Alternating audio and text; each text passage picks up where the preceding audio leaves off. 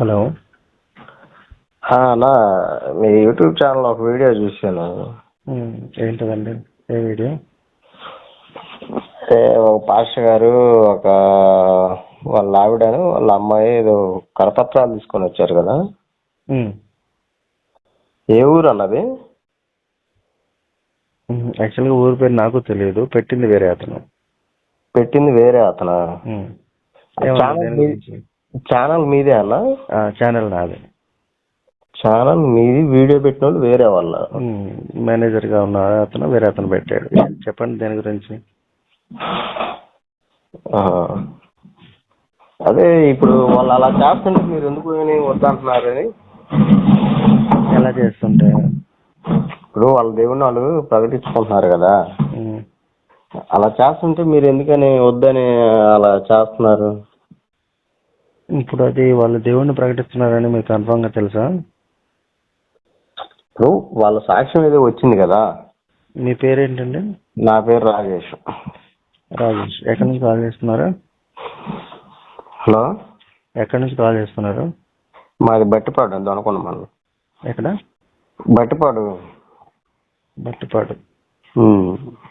ఇప్పుడు చెప్పన్నా. క్రైస్తవం అనేది ఇందులో ఆధ్యాత్మికత ఉందా లేదా? ప్రపంచంలోని చాలా దేశాలు ఎందుకు వదిలేస్తున్నాయి? ఎందుకు దాని నుంచి బయటకు వచ్చేస్తున్నారు? చర్చిలు ఎందుకు అమ్మేసుకుంటున్నారు? లేదు, చర్చిలని దేవాలయాలకు ఎందుకు మార్చేసుకుంటున్నారు? సో వాళ్ళకి తెలియదా దేవుడు అని చెప్పేసి? అంటే ఇప్పుడు బైబిల్ ప్రకారం దేవుడు అంటే మొత్తం ప్రపంచానికి దేవుడు ఉండాలి. ఒక్క నిమిషం ఆగన్నా. The person you are speaking with has put your call on hold. Please stay on the line. చెప్పన్నా. అదే ఎందుకు ఆగమంటున్నారని. అదే ఏంది చెప్తున్నా. అదే ఇప్పుడు వాళ్ళు వాళ్ళ దేవుడిని ఏదో ప్రకటించుకుంటున్నారు అంటే అది దేవుడు అని అవతల వాళ్ళు కూడా నమ్మాలి కదా. నమ్మాలంటే మీరు ఇప్పుడు గొప్ప అయితే అయి ఉండొచ్చు. నేను గొప్ప అని కాదన్నా నేను అనేది. సార్ చెప్పలేదు, నువ్వు చెప్పాల్సింది చెప్పు, తర్వాత నేను మాట్లాడతా.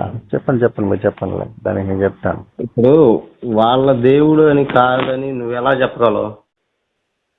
నేనెందుకు చెప్తాను? బైబిలే చెప్తుంది. ఎక్కడ? అప్పుడు వాళ్ళు ఎవరి గురించి ప్రకటిస్తున్నారు?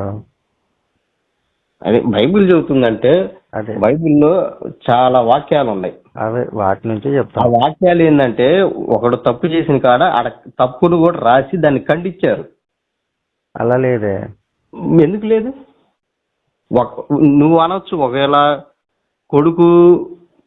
కొడుకు వాళ్ళ ఇంట్లో పుట్టిన కూతుర్ని పెళ్లి చేసుకుని పిల్లలకి అన్నారని ఒకవేళ నువ్వు అనొచ్చు, కాదని నేను అంటలా. అది ఏంటంటే ఒకప్పుడు పూర్వకాలంలో వాయు వరుసలు లేవు, మనిషికి అంత జ్ఞానం లేదు. అంటే దేవుడికి ఉందిగా. అదే నేను చెప్పేది నా ఫస్ట్ స్టార్టింగ్ నుంచి చెప్తున్నా నీకు. ఫస్ట్ లో ఎవరికి అది పూర్వకాలంలో కొన్ని వందల సంవత్సరాల క్రితం వాయు వరుసలు లేవు. అదే అమ్మా, అప్పుడు ఆ టైంలో వరుసలు లేవు, వాళ్ళకంత జ్ఞానం లేదు, అన్ని ఓకే. దేవుడికి ఉందిగా, లేదంటారా? దేవుడికి కూడా లేదా? దేవుడు ఏం చేశాడు అంటే తర్వాత అటు జరిగిన దాన్ని వచ్చేసి అది తప్పు, అలా చేయకూడదని చెప్పేసి వాళ్ళని శిక్షించాడు. అలా కాదు, శిక్షించడానికి నేనేమంటున్నానంటే అప్పుడు ముందు పుట్టించిన తర్వాత మనం ఏం చెప్తాము? మనుషులమైన, కేవలం మనుషులమైన మనకే ఆ ఉచ్చ నీచాలు అనేవి ఉన్నాయి. ఏది గొప్ప, ఏది తప్పు, ఏది మంచి, ఏది చెడు, దేన్ని పాటించాలి, దేన్ని పాటించకూడదు అనేది ఉచ్చ నీచాలు మనకు ఉన్నాయి. మన పుట్టిన పిల్లలకి చిన్నప్పటి నుంచి పెంచుతూ అరే ఇది తప్పు, ఇది ఒప్పు, ఇది చెయ్యాలి, ఇది చేయకూడదు అనేది ఎప్పటికప్పుడు వాడికి చెప్పుకుంటూ పెంచుకుంటూ వస్తాం. అలాంటిది మనుషుల్ని సృష్టించినప్పుడు వాళ్ళకి ఏది తప్పు, ఏది ఒప్పు అనేది చెప్పకుండా మోషే అనేవాడు వచ్చే వరకు ఆగి, అప్పటి వరకు ఏం చేస్తున్నాడో కూడా తెలియకుండా, ఎక్కడున్నాడో కూడా అడ్రస్ లేకుండా వీళ్ళు తప్పులు చేశారని చెప్పేసి వచ్చి శిక్షించడానికి అసలు ఆయనకి ఏం అధికారం ఉందని అడుగుతున్నాం మేము. నా అధికారం ఉందంటే ఒక విషయం నేను చెప్తున్నా ఆయన. ఉమ్. ఇప్పుడు నీకు మ్యారేజ్ అయిందా? అయింది. పిల్లలు ఉన్నారా? ఉన్నారు. ఇప్పుడు వాళ్ళకి చిన్నప్పుడే అన్ని తప్పు ఒప్పులు తెలుస్తాయా? చిన్నప్పుడే తెలియదు. మనం తెలీదు. చెప్తా పెంచుకుంటా వస్తాంగా. తెలీదు. ఉమ్. కానీ అదే నీవు వాళ్ళకి తెలీదు, నీకు తెలీదు చిన్నప్పుడు. అఫ్ కోర్స్ చిన్నప్పుడు ఎవరికి తెలియదు. కానీ కొంత వయసు వచ్చి నాకేమైంది, ఉమ్. నువ్వు చెబుతావు అది తప్పు ఇది రైట్ ఉమ్. అనేది. దేవుడు కూడా వాళ్ళని కొంతకాలం చూసుకుంటా వచ్చాడు. ఇప్పుడైనా మారతారేమో అని. దేవుడు ఏం చెప్పాడు, ఫస్ట్ లోనే అవాదంతో మీరు తినొద్దు అన్నాడు. సరేలని చెప్పి ఏదైనా మారాలన్నా చెయ్యాలన్నా ఇది తప్పు అన్న విషయం వాళ్ళకి తెలియాలిగా. పుట్టడమే మిగతా వాళ్ళ విషయం పక్కన పెడితే, ఇప్పుడు మనకున్నారు, మనకి పిల్లలు పుడితే ఎలా పుడతారు? పసి వయసు నుంచి వచ్చి వాళ్ళు వయసు పెరుగుతూ కొద్ది కొద్దిగా జ్ఞానం పెంచుకుంటా వయసు పెరుగుతా ఇలా పెరుగుకుంటూ వస్తారు. కానీ పుట్టినవాడు ఎవడైతే ఉన్నాడో ఆదాం అనేవాడు, వాడు యుక్త వయసులోనే వచ్చేసాడు డైరెక్ట్ గా. 30 ఏళ్ల వయసులోకి వచ్చేసాడు డైరెక్ట్ గా. 30 ఏళ్ల వయసులో నేను చెప్పేది నువ్వు బైబుల్ చదువు కావాలంటే. నేనేదో నీకు ఫోన్ చేశానని నువ్వు మాట్లాడుతాను కాదు. 2 సార్లు ఆల్రెడీ చదివానమ్మా. 30 ఏళ్ళ వయసులో అతనికి అంత జ్ఞానం లేదు, తప్పు ఒప్పులు తెలుసుకునే జ్ఞానం లేదు. బైబిల్లో స్పష్టంగా ఉందన్నా. అసలు తెలియాల్సిన విషయం ఏంటంటే, ఇక్కడ గొప్ప లాజిక్ మీరు పట్టుకోవాల్సింది ఏంటంటే, వాళ్ళకి ఆ జ్ఞానం లేదు.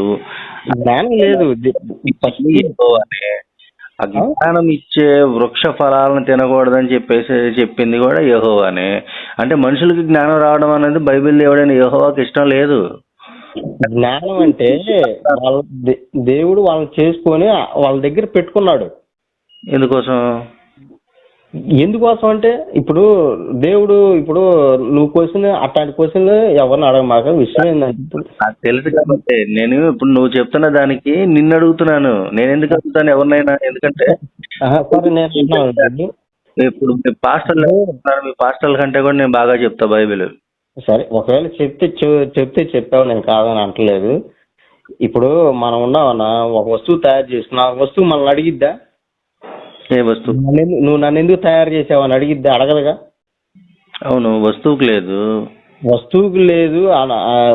లేదు కాబట్టి మనం తయారు చేసిన వాడిని మనం దేవుడు అసలు నన్ను ఎందుకు తయారు చేసావు, అసలు దేవుడు ఉన్నాడా అనే అలాంటి క్వశ్చన్ మనం మాట్లాడకూడదు.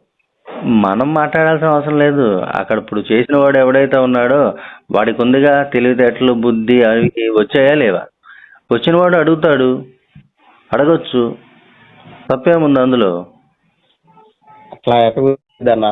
ఇప్పుడు నీకు చేయడు అంటే పని, ఇప్పుడు ఏదైనా ఒక కారణం లేకుండా పని చేస్తున్నావు అంటే మనుషుల్ని పిచ్చోళ్ళు అంటారు. ఇప్పుడు అట్ట కాదన్నా. ఇప్పుడు నువ్వు ఉండవు, నీకు మెదడు ఉంది, చూపిమంటే నువ్వు చూపించగలవా? అప్పుడు తెలివితేటలుగా చూపిస్తాంగా. రియాలిటీగా చూపించలేవు కదనా. అవును, రియాలిటీగా అంటే చూపించలేము, అది కాబట్టి. అది జరగని పని, అది కాబట్టి. అది నువ్వైనా నేనైనా అది జరగని పని. దేవుడిని మనం ప్రశ్నించే అంత మాత్రపోలం కాదు. దేవుడిని ప్రశ్నించడం అంటే దేని గురించి ప్రశ్నించాలి? అంటే ఇప్పుడు దేవుడు అంటే ఏమైనా చేసేయచ్చా? దేవుడు అంటే ఎటువంటి పనులు చేసినా సరే, తప్పు చేసినా ఒప్పు చేసినా ఏది చేసినా సరే దేవుడు కాబట్టి కరెక్ట్ అయిపోద్దానే? దేవుడు తప్పు. అసలు మీకు ఇప్పుడు బైబిల్లో దేవుడు అంటే నిజానికి చెప్పాలంటే సాతాన్ అని చెప్పేసి సర్పరూపంలో వచ్చాడు అని చెప్పి ఎవరైతే చెప్తున్నారో అతన్ని మీరు ఆరాధించాలి చెప్పాలంటే బైబిల్లో. ఎందుకంటే మనిషికి జ్ఞానం ఇచ్చినవాడు, మంచి చెడుల తెలివినిచ్చే వృక్ష ఫలములను నీవు తినకూడదు, తినుదినమున నిశ్చయముగా చచ్చెదవని చెప్పినవాడు యెహోవా. తిన్నా కూడా ఏమీ కాదు, మీకు జ్ఞానం తెలుస్తుంది, మంచి చెడుల వ్యత్యాసం తెలుస్తుంది. దాన్ని బట్టి మీరు మీ జీవితాన్ని ఎలా బ్రతకొచ్చు అనే విధానాన్ని నేర్పినవాడు సాతాను. బైబిల్లో దేవుడు చంపినంతమంది ఎంతమంది అయితే ఉన్నారో, మహా అయితే సాతాను చూసుకుంటే సాతాను ఒక 10 మందిని మించి చంపుండకపోవచ్చు. కానీ బైబిల్ దేవుడు ఎంత మందిని చంపాడో లెక్కే లేదు. సరే, నాకు కొన్ని రెఫరెన్స్లు చూపించాలా? సరే, నేను రాసుకుంటాను. తెలుసుకోవాలి, నువ్వు చెప్పిని నేను తెలుసుకోవాలి, నాకు తెలియని నువ్వు తెలుసుకోవాలి.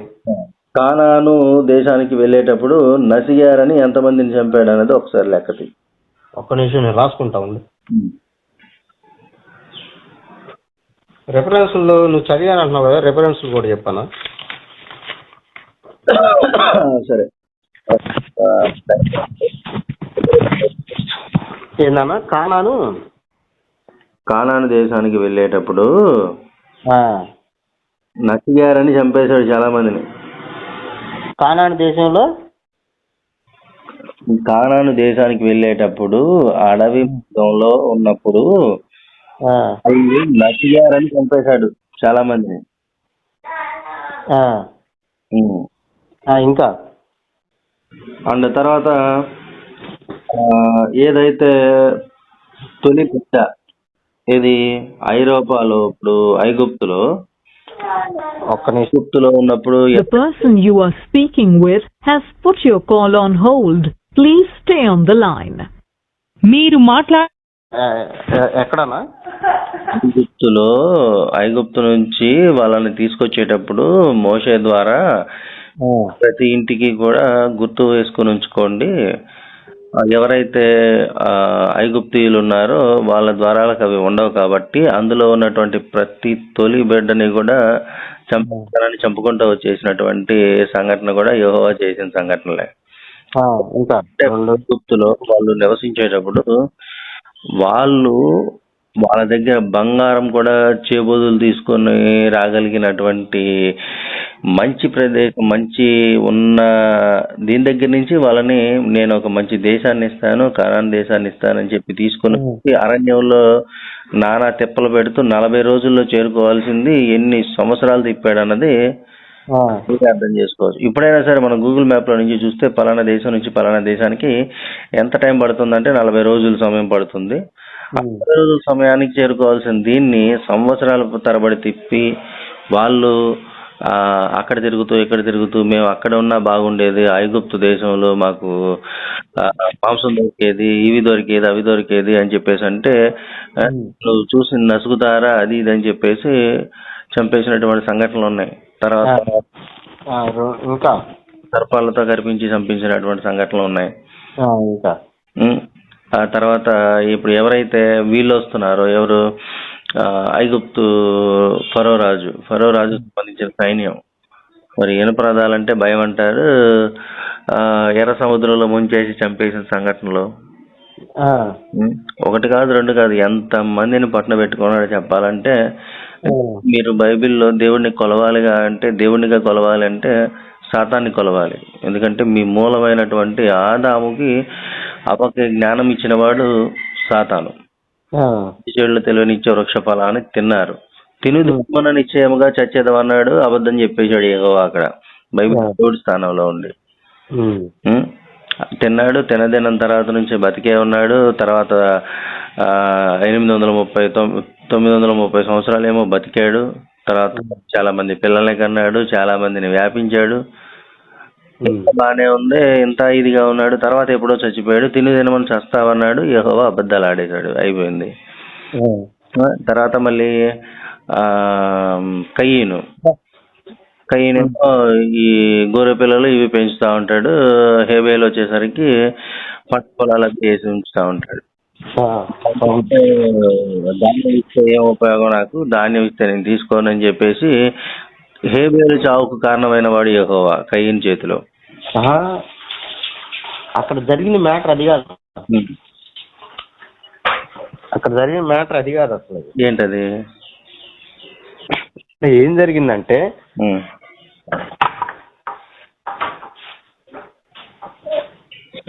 దేవుడికి తమ్ముడు ఇది బలి అర్పించాడు, ఇష్టపూర్వకంగా అర్పించాడు. అప్పట్లో దేవుడికి బలు అర్పించడం అనేది ఆనవాయితీ. అది ఇద్దరు కూడా ఇష్టపూర్వకంగానే అర్పించాడు. ఆడు ఏమైందంటే పొట్టేళ్ళని అర్పించిన ఆయన హృదయపూర్వకంగా ఇష్టంగా అర్పించాడు. ఈ రెండో ఆయన ఏం చేశాడంటే ఆ ఇచ్చే ఆయన ఏదో ఇష్టం ఉండి లేనట్టుగా ఇచ్చాడు. కానీ ఎక్కడ ఉంది, బైబిల్లో ఉంది కదా.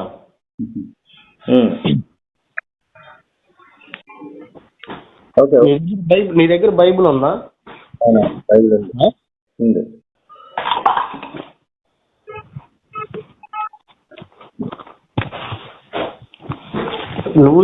నువ్వు చెప్పింది అది ఒకవేళ నువ్వు సరిగా అర్థం చేసుకోకపోయి ఉండొచ్చు. అక్కడ జరిగిన సిచ్యువేషన్ అది ఆగిస్తుంది.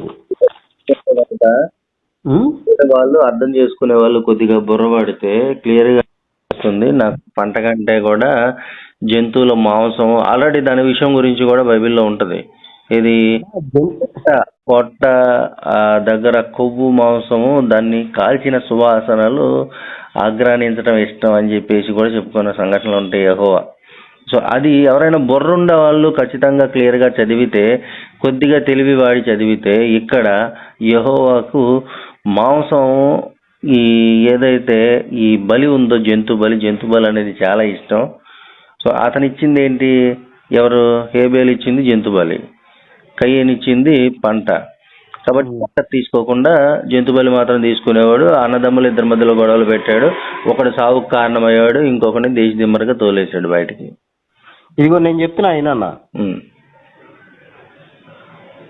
ఇదిగో హేబేలు కూడా నా బైబిల్ ఉందంటున్నావు నీ దగ్గర, ఆదికాండం 4వ అధ్యాయం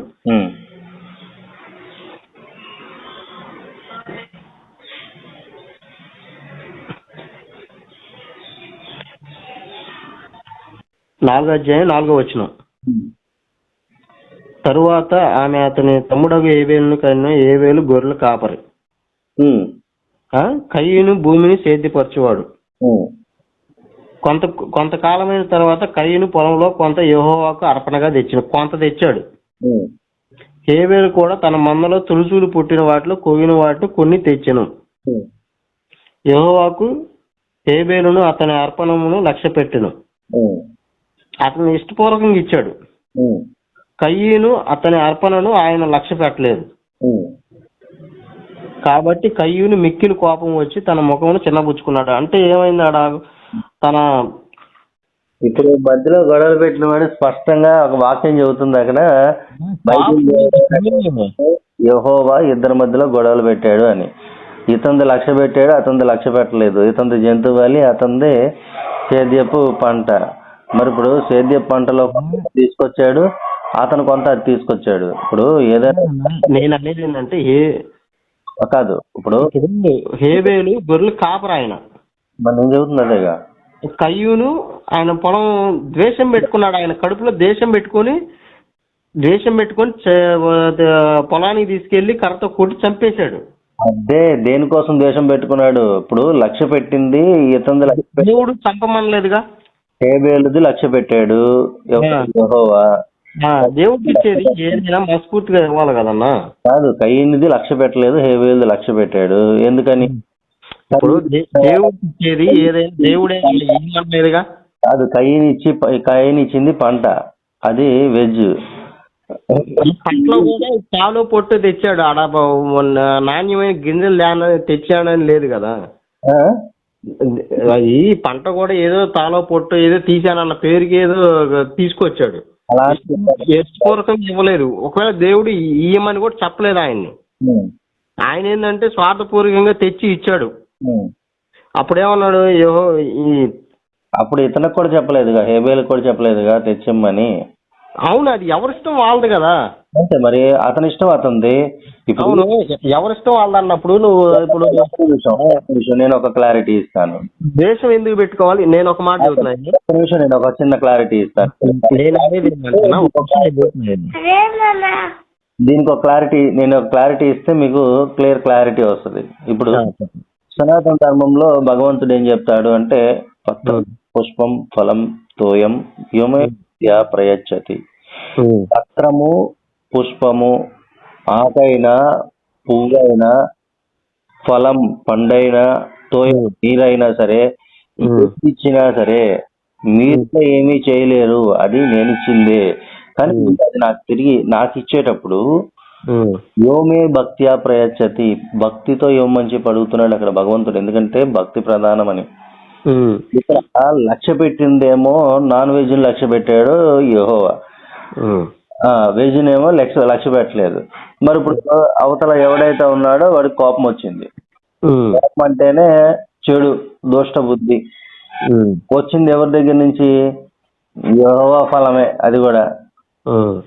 అయినా సరే ఆడి కోపం వచ్చింది, వెళ్ళాడు హేబేల్ని చంపేశాడు. చంపేటప్పుడైనా కాపాడాలిగా. కాపాడలా. నేను అవే చెప్తున్నాను, కనీసం చంపేటప్పుడు కూడా హేబేల్ని కాపాడలా. తర్వాత వచ్చి కయ్యూని ఎవడైతే ఉన్నాడో అతన్ని శిక్షించకుండా ఏమీ చేయకుండా ఊర్ల మీద పడి తిరగమని చెప్పేసి గెంటేశాడు. తర్వాత కనీసం ఇలా బ్రతకాలి ఇలా బ్రతకూడదు అనేది నియమ నిబంధనలు విధి విధానాలు ఏమి ఇవ్వాల. మోసే వచ్చే వరకు ఎటువంటి ఇవి కూడా ఇవ్వాల. తడిగొడ్డేసి పడుకున్నాడు. తర్వాత వాళ్ళు ఎలా చేశారని ఒక్కొక్కరిని చంపుకుంటూ వచ్చాడు. ఇందులో ఎక్కడ దైవత్వం కనబట్టలేదు, దుర్మార్గం తప్ప.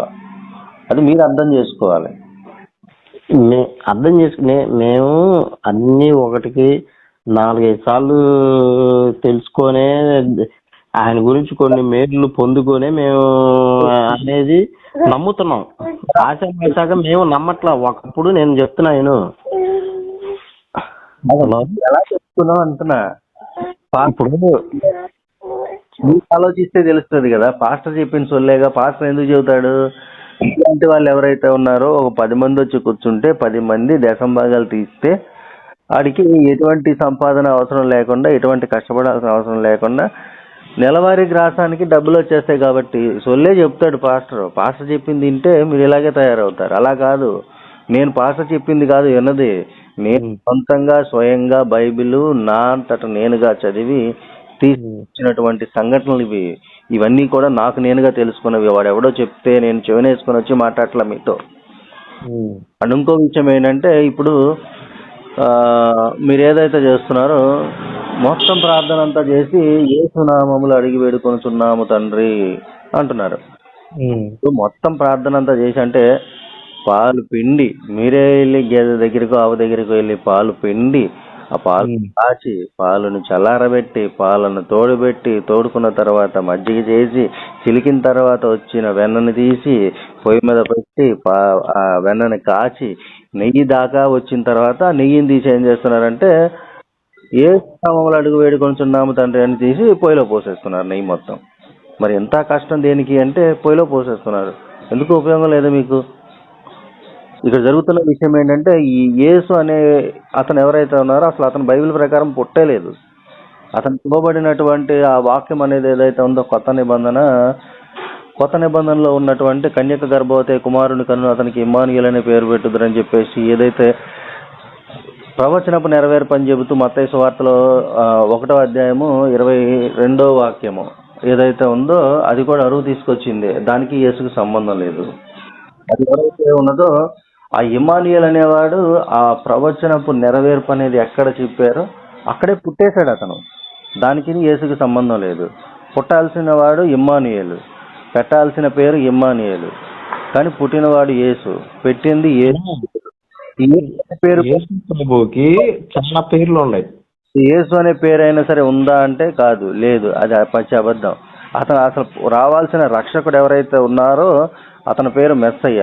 ఇప్పటికీ కూడా యూదులు ఎదురు చూస్తున్నవాడు మెస్సయ్య కోసం. యేసుకు సంబంధం లేదు. ఈ యేసు అనేవాడు ఎవరైతే ఉన్నారో ఇంగ్లీష్లో జీసస్, తెలుగులో యేసు. భాషకు ఒక పేరు, ప్రాంతానికి ఒక రూపం, నచ్చిన విధానంలో నచ్చిన ఆరాధన. ఈ ప్రపంచంలో కొన్ని దేశాలేమో డిసెంబర్ 25 అంటాయి, కొన్ని దేశాల్లో జనవరి 7 అంటారు, కొన్ని దేశాల్లో జనవరి 17 అంటారు. టైం లేదు, ఏమీ లేదు. మనం ఒక టైము ఒక లెక్క చూసుకుందాం. డిసెంబర్ 25 పుట్టాడని బైబిల్లో ఎక్కడా లేదు. ఆయన కాకపోతే ఆయన ఒక నెలలో ఒక కాలాన ఒక టయాన్ని పుట్టాడన్న మాట వాస్తవం, కానీ డిసెంబర్ 25 పుట్టాడని లేదుగా. డిసెంబర్ 25 పుట్టాడని లేదు, కానీ ఎక్కువ మంది ఎందుకు డిసెంబర్ 25 చూస్ చేసుకున్నారంటే ఒక వాక్యం ఉంటది. ఏంటది? ఇప్పుడు క్రీస్తు శకం అని ఎలా లెక్కేస్తున్నారు? యేసు పుట్టాడని కాదు, యేసుకి కత్తిరించారు అంటే కింద కత్తిరించారు అనే దానికి పండగ చేసుకుంటారు అనమాట. సరే అన్న, ఇప్పుడు సరే ఓకే, దీని గురించి మనం ఇప్పుడు మాట్లాడితే అంత టైం సాగలే. కానీ ఎందుకంటే నీకు కొంచెం అవగాహన ఉండొచ్చు, అవగాహన లేకపోవచ్చు, నాకు అవగాహన ఉండొచ్చు, అవగాహన లేకపోవచ్చు. హలో, దీని గురించి మనం క్లారిటీగా తెలుసుకుందాం. నువ్వు ఎక్కడ ఉంటావు, ఎప్పుడు కలుస్తావు? మనం క్లారిటీగా తెలుసుకుందాం అంటే యాక్చువల్గా నేను ఉండేది వైజాగ్లో. వైజాగ్. నా వర్క్ బేస్ చేసుకుని నాకు కొంత టైం కుదరచ్చు కుదరకపోవచ్చు. సో ఎప్పుడైనా మాట్లాడదాం అనుకుంటే కనుక లైవ్ లో కూర్చుందాం హ్యాపీగా. ఎందుకంటే మీరు పనులు మానుకొని నా దగ్గరికి వచ్చి, నేను పనులు మానుకొని మీ దగ్గరికి వచ్చి, ఇంతకు ముందు నేను చేసిన మిస్టేక్ లైవ్ కాదన్నా, డిబేట్ పెట్టుకుందాము. డిబేట్ లోనే లైవ్ డిబేట్ అంటున్నా నేను. మీకు అర్థమైందా కాన్సెప్ట్? నేను అనేది ఏంటంటే ఇప్పుడు సరే ఒక మాట, ఇప్పుడు నువ్వు చెప్పింది సరే, నువ్వు ఎందుకంటే నువ్వు హిందువు కాబట్టి నీకు అట్లా అనిపించవచ్చు, కాదని నేను అంటున్నా. మరి ఇప్పుడు కొంతమంది చాలా మంది దేవుణ్ణి నమ్ముకుంటున్నారు కదా, వాళ్ళకి ఏ మేలు జరగకపోతే దేవుణ్ణి నమ్ముకోరుగా. తప్పుడు వాక్యం. దేవుణ్ణి నమ్ముకోవడం కాదు చెప్పాలి. ఏందన్నా తప్పు. దేవుడు నమ్ముకుంటున్నారు, యేసు నమ్ముకుంటున్నారు. ఏం జరిగిందని నమ్ముకుంటున్నారు? అది కేవలము వాళ్ళు ఉన్నటువంటి భ్రమ. అది భ్రమని మేము ప్రూవ్ చేయగలం అంటున్నాను నేను. ప్రూవ్ చేయగలవు అంటున్నావు, ప్రూవ్ చేయగలవని అంటున్నావు. సరే ఒక మాట, ఇప్పుడు ఇప్పుడు ఏదన్నా కానీ క్రైస్తవులు అనే వాళ్ళు వాళ్ళకి నచ్చింది ఏదో వాళ్ళు జరిగిన మేలు బట్టి పంచుకుంటున్నారు.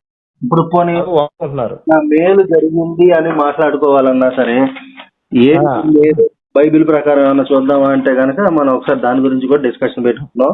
ఆ మేలు చెప్పిన తర్వాత అప్పటికి కూడా మీరు కంటిన్యూ అవుతాను అంటే కనుక మీ బుద్ధి మీ వివేచనకే మీ దీన్ని డెసిషన్ ని వదిలేద్దాం. సరే ఓకే. ఇంకోటి విషయం ఏంటంటే వాళ్ళకి నచ్చిన దాన్ని, వాళ్ళకి జరిగిన మేలుని వాళ్ళు జరిగిన మేలు నాకు దేవుడు ఇది చేశాడు, ఈయన నిజమైన దేవుడు, ఈయన గురించి తెలుసుకోండి అని వాళ్ళు చెబుతున్నారు, అంతే కదా. ఆ మేలు ఏంటన్నది ఒకవేళ చెప్పాలి అనుకుంటే కనుక డిస్కషన్ లోకి వెళ్ళాలి. ఇప్పుడు ఉదాహరణకి నేను ఒక్క మాట చెబుతున్నా ఏదన్నా, ఇప్పుడు వాళ్ళు చెబుతున్నారు, మీరు కూడా మీ గ్రంథంలో ఏదైనా సరే ఇదిగో మా గ్రంథంలో ఇది మంచిగా ఉందని పంచవచ్చు కదా అందరికి. మేలేని ఏదైతే ఉందో మీరు చెప్తున్నది ఆ మేలుతో ఒక్కసారి డిస్కషన్ చేస్తే అది నిజంగా మేలా కాదా అన్నది క్లారిటీ వస్తుంది. బైబిల్లో యేసు చెప్పిన విధానం ప్రకారము ఎవరైతే ఒకడు నా వద్దకు వచ్చి నా యందు విశ్వాసముంచు ఈ చిన్నవారిలో ఒకనిని అభ్యంతరపరిచేవాడెవడో వాడి మెడకు పెద్ద తిరగటి రాయి కట్టబడిన వాడే మిక్కిలి లోతైన సముద్రంలో ముంచి వేయబడుట వాడికి మేలు. యేసు చెబుతున్న మేలేమో ఎట్టా ఉంది. ఏం చేయాలి ఇప్పుడు? అక్కడికి వచ్చిన తర్వాత ఇప్పుడు ఎవడైతే ఇప్పుడు నాలాగా ఉన్నాడో బైబిల్ని చదివి అర్థం చేసుకున్నవాడు, పాస్టర్ సొల్లు వినకుండా సొంతంగా బైబిల్ని అర్థం చేసుకున్నవాడు ఎవడైతే ఉన్నాడో వాడు వచ్చి అరే బాబా అది తప్పురా, దానివల్ల ఉపయోగం లేదు అని గనక చెబితే నాలాంటి వాడి మెడకి పెద్ద తిరగకాయ కట్టేసి సముద్రంలో పడేస్తే అది మాకు మేలు. ఏ మేలు గురించి చెప్పడానికి వస్తున్నారు వీళ్ళు? అందుకే అడ్డుకుంటున్నారు వాళ్ళు. అది మేలు కాదు, అది దుర్మార్గం. అది విషయం, ఆ వాక్యం అలా లేదు అన్న, అది వేరే భావంతో ఉంది.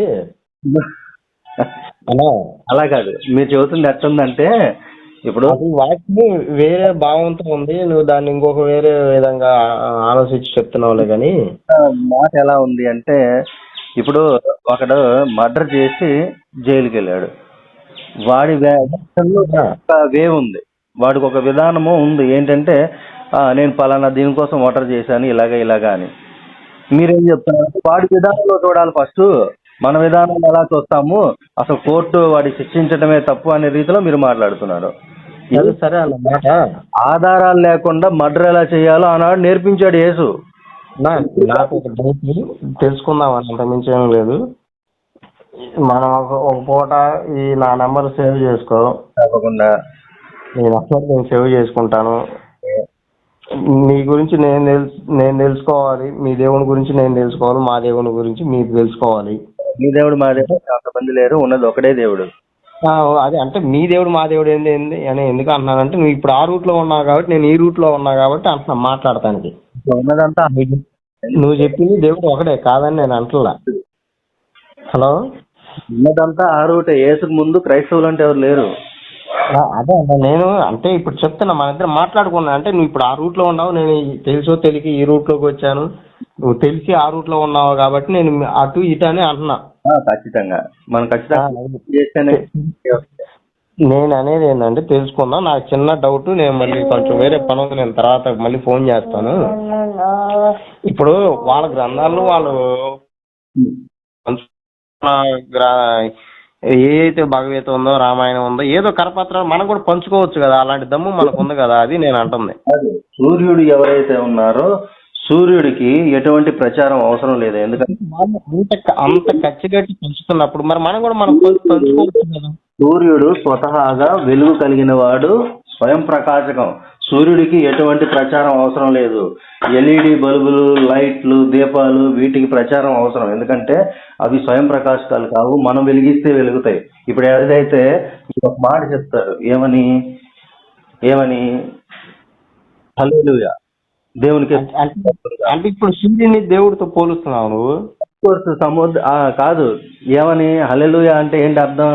దేవునికే మహిమ కలుగును కాక. మహిమ లేకుండానే మీ దేవుడు ఉన్నాడు, మీరుగా కలిగిస్తున్నారు మహిమ. దానికి ప్రచారం ఆయన మహిమ గలవాడు, ఘనత గలవాడు కాబట్టి లేదు కలుగును కాక అని మహిమ కలిగిస్తున్నారు. దానికి ప్రచారం అవసరం, మా దానికి ప్రచారం అవసరం లేదు. మీరు అడుగుతున్నారు, మీరు అడుగుకుంటున్నారు కాబట్టి మమ్మల్ని కూడా అడుక్కోమంటే తప్పది. అంటే ఇప్పుడు సూర్యుడిని దేవుడితో పోలుస్తున్నాను అంటావు? దేవుడితో పోల్చడం కాదు, సూర్యుడే దేవుడు, ప్రత్యక్ష భగవానుడు.